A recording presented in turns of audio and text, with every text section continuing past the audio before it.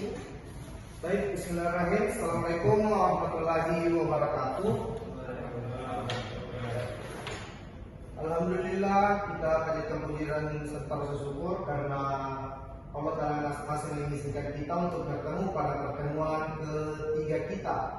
Nah, sebelumnya itu ada yang masih ingat materi pada pertemuan sebelumnya yang mengenai teori-teori media sosial. Nah, saya sebutkan sedikit teori media sosial. Sebelumnya mengenai tentang strategi yang saya paparkan sebelumnya.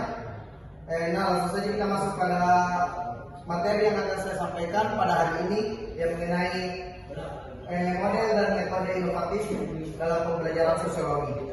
Nah, teman-teman, sebelumnya itu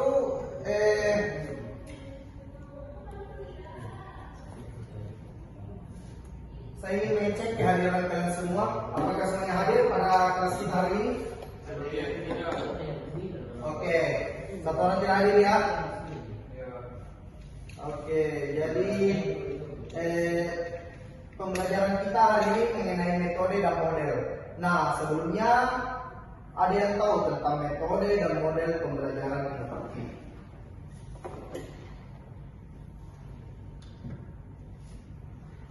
Nah, saya jelaskan sedikit. Model itu adalah sesuatu yang merujuk pada presentasi atau tiruan dari suatu sistem, objek, atau kita biasa sebut sebagai konsep yang lebih kompleks. Nah, tujuan dari sebuah model itu adalah menyederhanakan pemahaman dan memudahkan untuk menganalisis atau memprediksi suatu perilaku sistem tersebut. Nah, model itu biasanya berupa seperti bentuk fisik, seperti model pesawat terbang. Nah, kalau misalnya kita ibaratkan sebagai matematis, seperti persamaan ekonomi. Nah, atau konseptual seperti model bisnis. Nah, teman-teman, keefektifan model itu ditentukan oleh beberapa akurat yang mempresentasikan sebuah aspek penting dari sistem yang diwakilinya. Nah, dari sebuah model itu pasti ada beberapa contoh dari sebuah model. Yang pertama itu model fisik. Nah, model fisik itu seperti representasi fisik yang dari suatu objek, dari sistem, seperti yang kita bisa gambarkan itu seperti kereta api dan miniatur bangunan.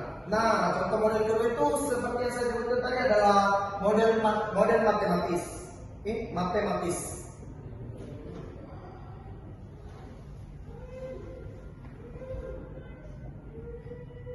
Nah, kalau model matematis itu seperti yang saya jelaskan sebelumnya tentang sebelum saya menjelaskan apa itu model.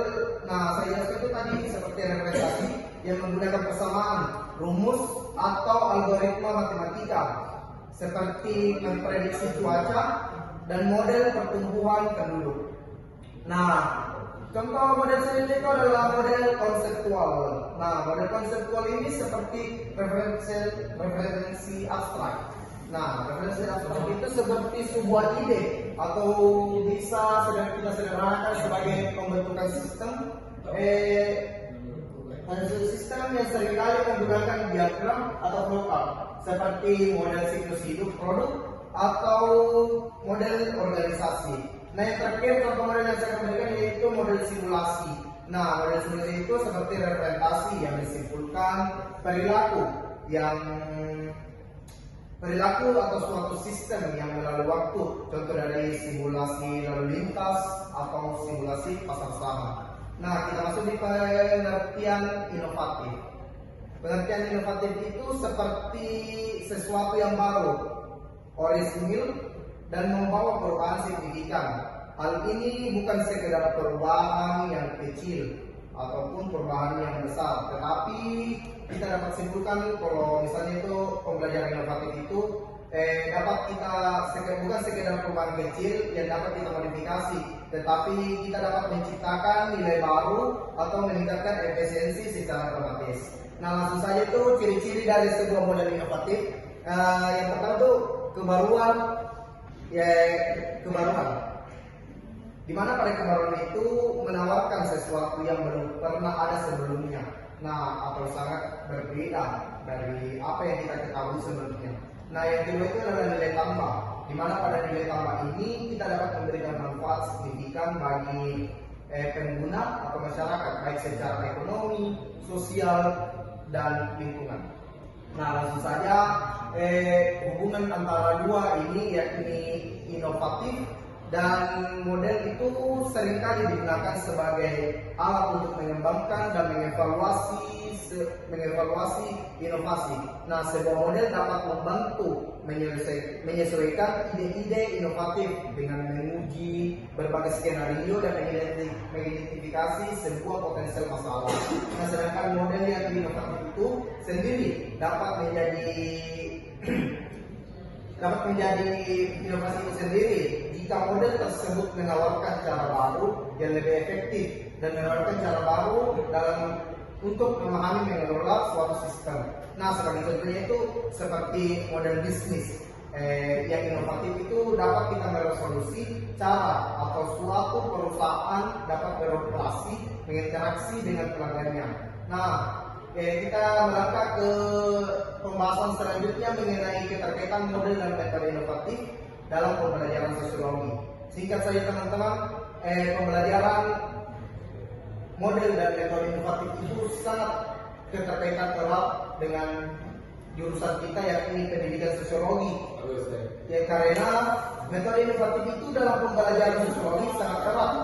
Karena sosiologi sebagai ilmu yang mempelajari interaksi sosial dan struktur masyarakat dan membutuhkan pendekatan pembelajaran yang dinamis dan relevan. Nah, pembelajaran ini yang tepat dapat dipadukan dengan metode inovatif dapat meningkatkan pemahaman siswa dan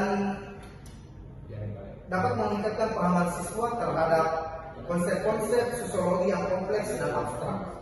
Nah, teman-teman, saya berikan satu contoh itu mengenai model dan metode inovatif dalam pembelajaran. Yang pertama itu adalah yang biasa kita dengar sebagai PBL atau model pembelajaran berbasis masalah problem-based learning.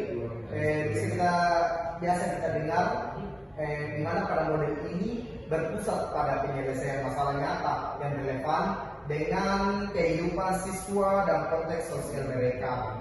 Nah, sedangkan metode inovatif itu berperan sebagai penggunaan studi kasus, simulasi, permainan, peran, wawancara, kualitatif dan kuantitatif untuk memecahkan sebuah masalah. Nah, saya berikan contohnya itu teman-teman, seperti siswa dapat menganalisis masalah kemiskinan yang ada di masyarakat atau di daerah tertentu melakukan